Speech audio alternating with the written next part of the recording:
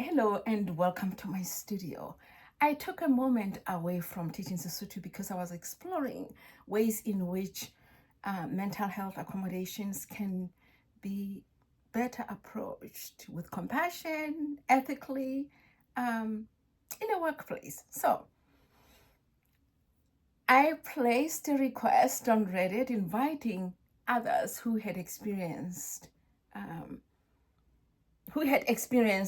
in workplace accommodations involving mental health. So my post revealed more than I was ready to work on. And that is why I'm here to share what I got with you. First, I was called mentally ill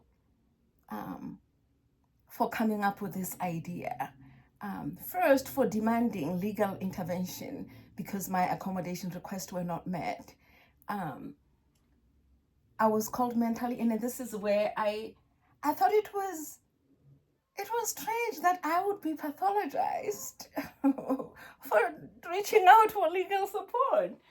And the credential flexing, I think this is self-explanatory. I got to learn that one of the posters on there had a JD.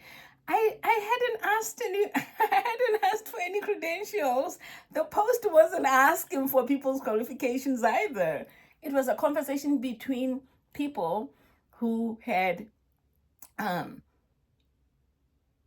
conversation among people who had experienced, accommodation problems, and maybe sometimes not even problems, who had better outcomes with their requests in the workplace. But there the credentials were. I got to learn that somebody had a JD. And procedural intimidation.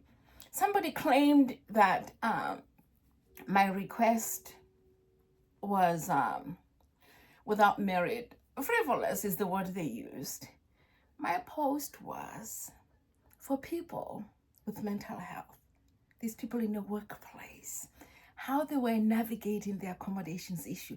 I was talking about how I experienced mine at CWI, and somebody comes with the idea that the case that I placed against CWI was frivolous or without merit. That was not the question. Minimization and delegitimization was one of the issues that I observed in the Reddit thread. The next one that I'm sure you'd be interested to learn about is the counter-silencing. But most importantly, and this one, as you can imagine, it came from me trying to defend the integrity of the dialogue, because I think that it is very, very important for us to come out in the open and talk about how people with mental health are treated in the workplaces in Idaho and other parts of the United States and perhaps worldwide.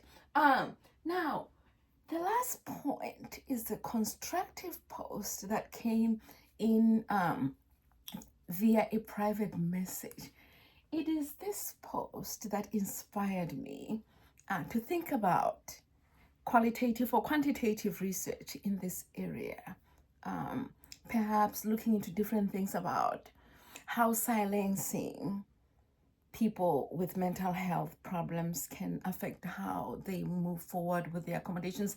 I'm not very clear with the different hypotheses at this time, but it's something that I'm working on.